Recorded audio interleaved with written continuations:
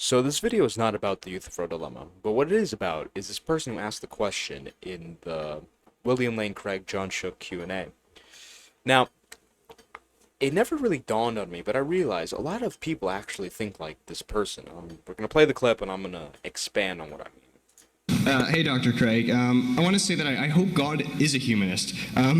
Whatever he says, it's moral, either because he says it by him saying it makes it moral, or it's moral because it has an effect on our reality. It has some sort of effect on our reality. Now, if it has an effect on our reality, then we can see it, we can feel it. It is part of our existence. And so, if it has effect on reality, and we can see it, and we can sense it, then why can't we be the authority on morality instead of God?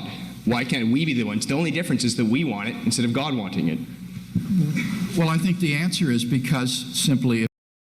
So first, I want to catch that facial expression. So first, he's reading off a paper, and he's still, blah, blah, blah, he still mumbles around. But this is stuff. I mean, I don't know how long ago this was, but look at this facial expression. Well, I think the answer is because. Can you see my cursor? Yeah, you saw that facial expression. That was a facial expression of arrogance. So just keep going.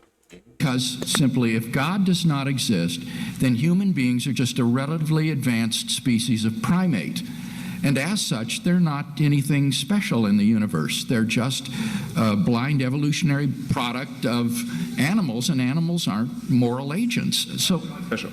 excuse me? Why is God special? Why does he have the right to make moral judgments? Well, by definition. You see this? Look at this smoke. But okay, all right. So let's not be too facetious here, okay? Oh, his arrogance is killing me. He's so smug. Anyways, this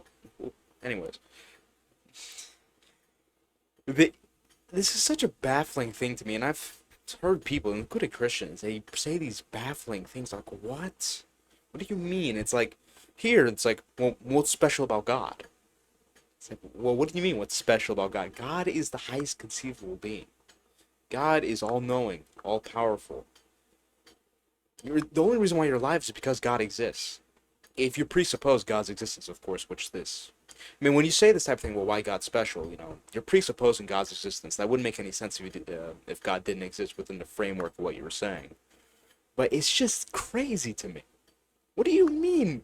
So what, God? Or who cares? It's like, what do you mean? It's God. And then also it goes to some Christians. They say, well, I was arguing with God in my prayers. Like, you were arguing with God? Why would you argue with God?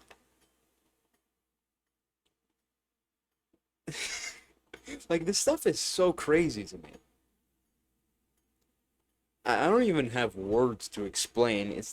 God is the highest conceivable being. Why would you bother trying to argue with him?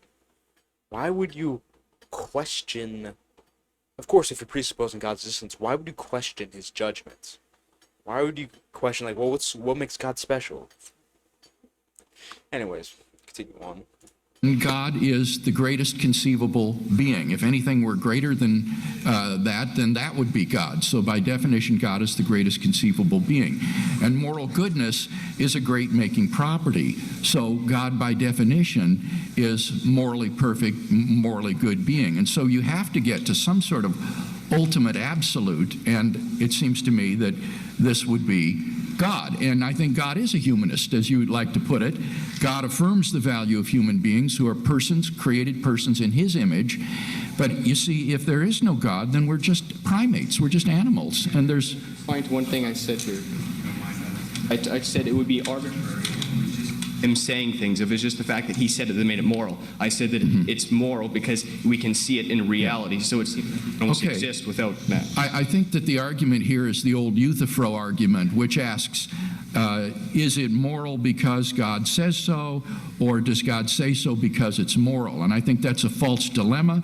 I think the correct answer is to say that it's moral because that's the way God is. God's commands, which constitute our moral duties, are based upon his moral nature, which is essentially kind, loving, generous, just, and so forth. And this is the middle way through this Euthyphro dilemma. So Craig seemed a bit annoyed after the second question, but in any case, it's not about the Euthyphro dilemma, it's about the arrogance. Again, I see, that's what I was talking about earlier. I mean, I see it so much. Well, why should we worship God if he exists? It's like, what do you mean, why? If he said we should, then we just should. Greatest conceivable being. Some people go like, well, what if your boss at work told you to kill someone? Would you do it then? It's like, what do you mean? A boss is just a human. Okay? God transcends humanity. God transcends everything in the universe. My boss transcends me only in a workplace. That's very different. So, I don't understand. Again, it's a lot of other things. It's so absurd. Absurd. I'll leave it at that.